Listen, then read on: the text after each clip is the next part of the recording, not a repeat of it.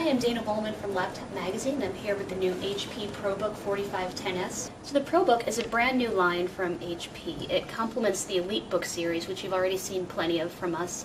And whereas the EliteBook is really a premium line that has very small computers and very durable, elegantly designed ones, this is a more entry-level system. The 4510s that we have here, for example, cost just $699.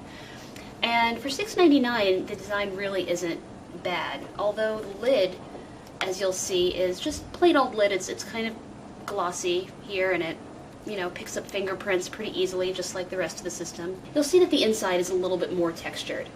So you have this speaker strip up here. You have these neat blue LED lights over here and in the front, which adds a nice touch.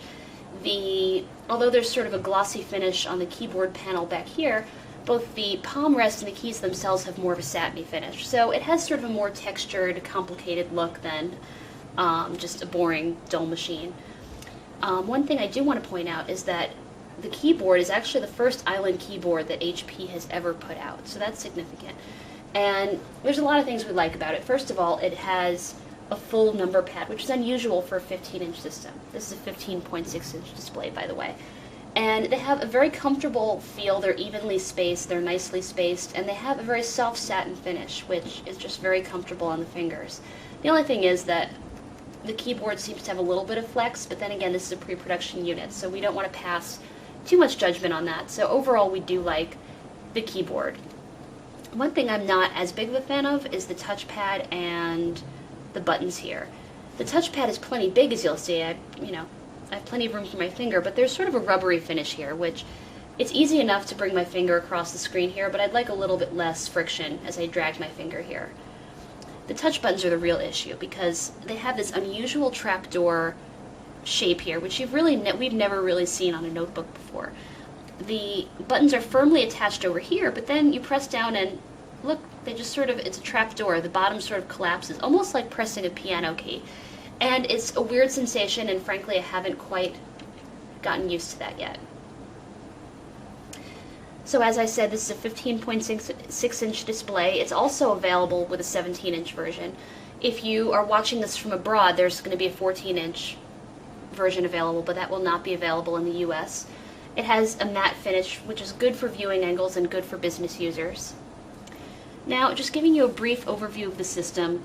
So most of the ports are on this side. You've got Kensington lock slot, Ethernet, VGA, HDMI, 2 out of the 4 USB ports. You've got an Express Card 34 slot, 5-in-1 memory card reader, headphone mic,